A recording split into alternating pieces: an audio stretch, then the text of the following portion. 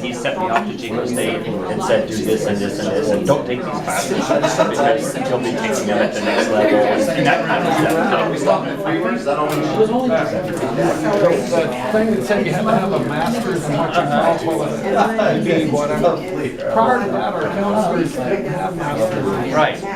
And then like From disciplines. and mine is thinking about something similar now, but there's some pushback with the counselor saying, you know, don't set a larger.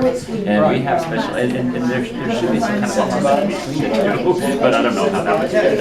Anybody saying, oh, we're already overworked anyway, but I like that idea. I would love to talk to pre-med students and say, don't waste your time in these classes, you'll get those at Cal State or UC. So, because students are on professionals, they're like, students, not always the best source.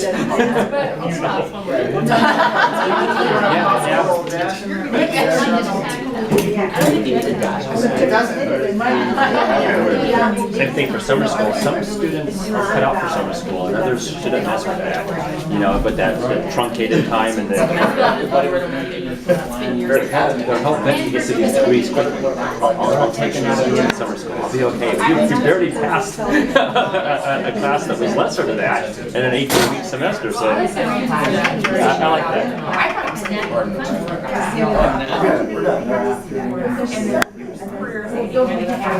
We can talk. You can talk about it. Okay, to finish up here, if we could direct our attention over to Group A.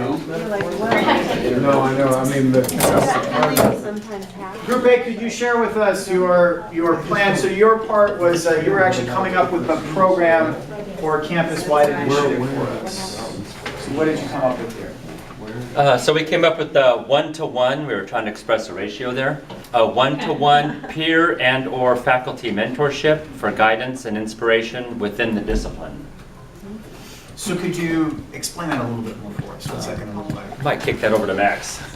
okay, well, first thing we said is successful students can hopefully help other students model successful behaviors. So just as we have mentorships for different things, but ideally within your discipline, so it would be easier maybe for a successful psychology major to mentor a non-successful psychology major in many ways. And then the faculty thinking, and this would obviously be problematic because of time, but I know when I was a student, we didn't have counselors. There was nothing called counseling division. We had advisors, which we met with to help us get through our major, and our advisors were faculty members within the department. So I know students sometimes fail because they're not getting the right information or whatever.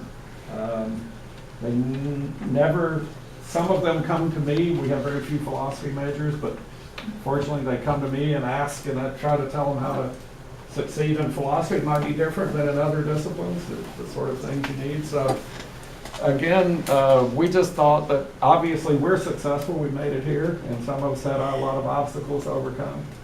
We could be inspirational, hopefully inspire these students and actually give them concrete advice. But since obviously some majors, some disciplines have lots of majors, and it wouldn't be feasible to think that the few faculty members could do that. It would probably have to be some kind of combination of a successful student mentoring unsuccessful students and or faculty, depending on, again, the department, the situation. We were thinking the honors societies, AGS might play a role in that. Right. So use some of the existing structure, adapt it. I feel like maybe I also heard you talking about making connections to people who've already transferred or had experiences. Did I just imagine that? You were saying somebody who had already graduated. You may have been your Hopton story. We're actually talking about some personal students. Okay. That would be hard to do. It's hard to. I was thinking though, you said not many philosophy majors. Like we have a bunch of students in English, but Josh, how many majors do we have? 5 to 10. And how many full-time faculty do we have? 26. So they could have like a mentorship committee for each student in English who could give them some advice. You were tasked with how can we get funding for a new college-wide program or initiative to help students get back on track after they fail. I would like to point out that Group A used 11 words. No, they did guidance/inspiration. So I'd have to count That's a as one. slash? I thought that was.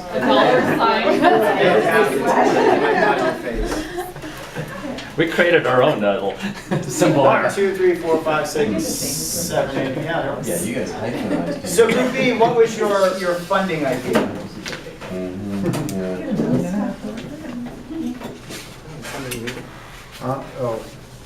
Well, we were talking about sponsor, it's a community college, well, we needed a business major in this, or a business person in here. We needed a slogan like, it's a lovelier second time around. Well, in a minute, It's all about the spin. it is all about the slogan. So we were talking about how it's a community college and the idea of sponsoring a student, the community, you know, taking ownership, sort of, and more importantly, pulling out their wallets for students here. Our idea is pretty vague, and I think this is the most difficult one, money. Mm-hmm. Wait, I want to help Josh out. I think we should work together because we came up with a community carnival, and if we do all of this, we can get your guys' money that you need. Yeah. Okay, so Stephanie, your group was looking for a campus and community buy-in, so why don't you tell us about what you came up with? Oh, okay. We felt that it would be best to work with getting the community more involved first, as seeing us as a valuable asset, because if the community has interest in us, then it's going to make us want to, please them. So we came up with the idea of a community carnival and a newsletter. So the community carnival, we could do something like the open house. And honestly, I just kept saying food. Like, I could pick a giant bake sale, right? But food seems to get people involved, so that and games, info booths that could bring the community here, kind of like piggybacking off of when you have kids come through the College for Kids program, it creates that interest early on. And I went through it, I loved it. It's really one of the reasons why Mercer College was natural right after high school. And then try and get success stories from our former students back out there so that we can see that full cycle come together. So we have this to get the community interested to get those stories out there, but then simultaneously, why couldn't there be a fundraising aspect? Right, that would Tied then into a put group money use. back in. Well, you could